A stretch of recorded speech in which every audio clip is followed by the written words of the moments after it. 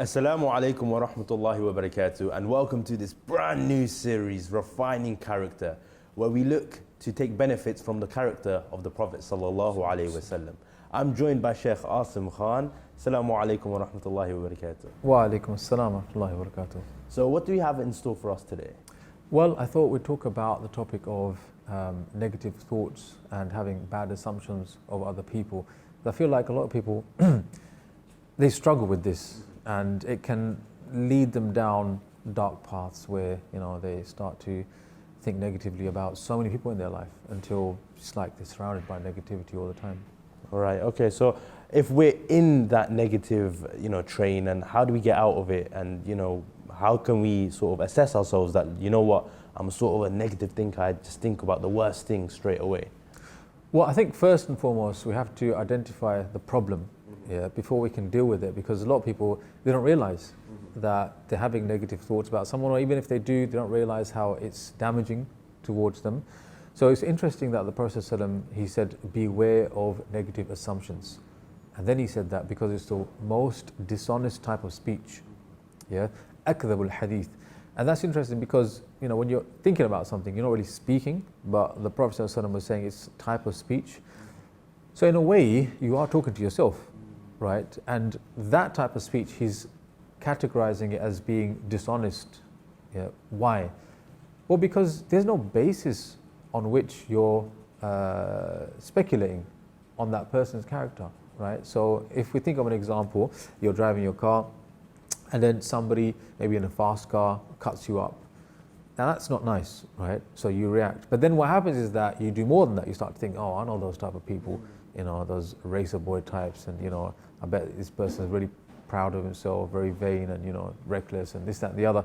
So what you've done is that you started a train of thought. And a lot of that is pure assumption, speculation. And in that way, it is a form of lying. And you're lying about that person. But here's the thing, that person will drive off, right? And would have no idea what you just thought about. But you're sitting in the car and you're burning inside, okay? And all those thoughts, they are affecting your mood. And maybe 20 minutes later, you're still in a very moody, state. And you're still feeling like, I don't know why that person did that, and now you can't think straight, and it's affecting your work, and people can see that this person's not in a good mood, so maybe they don't want to come up to you and talk to you. So you can see that there's like a domino effect. So it's interesting that the first thing to recognize is that I'm entertaining thoughts which are untrue. Secondly, I'm violating something that the Prophet ﷺ has told me not to do, right? And thirdly, it's affecting me in more ways than one. The way I've explained it here is that it could be affecting your work, your productivity, and how people perceive you as a person as well. And so something like this, for example, it's it can be dealt with a moment of patience, and on top of that, having good thoughts about the others and husn al-dhan, assuming the best rather than we straight away jump to the worst. We straight away it's completely, we make up that a Hollywood script for someone. It's true. I mean, there was one of my actually, it's not a direct teacher of mine, but I heard this very well-known scholar talk about an incident where it could have been perceived that he's doing something shady, basically. So what happened is that he went to visit a friend, and this friend, he lived on top of a casino, okay, like an apartment block, and underneath it there was a casino. So what happened is that they arrived, and it was kind of late in the night time, and they parked in the underground car park, okay? And they went up to see their friend, and then after a few hours they left. And it's about after midnight now, they're leaving. Going to the car park, the sheikh and his students, okay, there's about the three of them all together, they're going to leave. But the car park was locked, so they couldn't get out.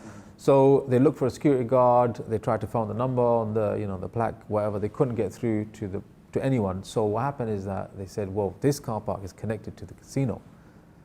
So one of us is going to have to go in the casino and see what's going on. And obviously, I'm the sheikh, so I'm not going to go in the casino, right? So his student said, listen, don't worry, I'll go to the casino and find out. The student leaves the car, goes outside the car park, up into the casino, okay? It's past midnight now. So he goes in the casino and the sheikh's waiting in the car. 5 minutes goes past, 10 minutes goes, half an hour goes past. And that guy hasn't come back yet. So the sheikh's like, man, what's happened here? He's gone, he hasn't come back. He started to think like, what's happened to him? Have they lost another one. yeah, like what's happened to him? Have they kept him prisoner, or has the shaitan got to him or something like that? So he leaves the car, comes out the car park, goes inside the casino. He sees his student there, and he's in an argument with the security who are telling him, no, it says on the sign that you cannot park here after 11 p.m. So your car was there, and now we close the gates, and that's it. The policy is that your car stays there. So he was having an argument trying to get the car free. So the Shaykh came, and they managed to resolve things. Now they're leaving. Okay, alhamdulillah, we dealt with the situation. As they step out of the casino building, there's a group of brothers that were going to the masjid for an event. It's like a nighttime tahajjud thing. They drove and they saw the Shaykh stepping out of the casino with his two students. And that was a moment where they could have had very bad thoughts. And there's a lot of like reason to have those bad thoughts. Of course, yeah. But they could have also gone the other way and said there must be a reasonable explanation for this. Right? And I think that is what Muslims should be like. If they see a fellow Muslim doing something which could be shady, but it could equally be something completely fine, they should try to muster the power of their imagination to see that this could be a positive thing. If the evidence is weighing heavy, then of course they're not going to be naive and say, no, he's not doing this, he's not doing that. But what should they do in that situation? Well, if there's evidence to show that they're doing something wrong, advise them. Advise them. But in no way should they harbor negative thoughts and then give them air and oxygen and then create, a very bad impression or even a judgment on this person, because most of it is probably not true. Correct, okay. And so just on that, so again, negativity and everything like that. So how now, for example, if we are, we're always thinking negatively, how do we jump out of that? Where do we do, what do we do in order to get out of the negative train of thought? Yeah, I mean, some people say, behavioral psychologists say that you can't not think about something. In fact, if I told you don't think about elephants, in your mind right now, you just thought of elephants, right? So you can't say don't have negative thoughts, full stop. What you can do, however, is drown out negative thoughts with good ones. Okay. Right? So if we said, for example, that situation, that guy cut you up on the car and you were really angry and frustrated, you could say, actually, you know what, that wasn't right what that person did. Maybe they're running late for something important. Maybe their pregnant wife is in the car and she's about to give birth and they need to go to the hospital. Maybe that person's having a bad day. When haven't I had a bad day and been in a mood like that? So let me just cut that person some slack. So what you've done is that you've drowned out that negative thought in positive ones. And I feel like as a Muslim, we have a lot more reasons to do that.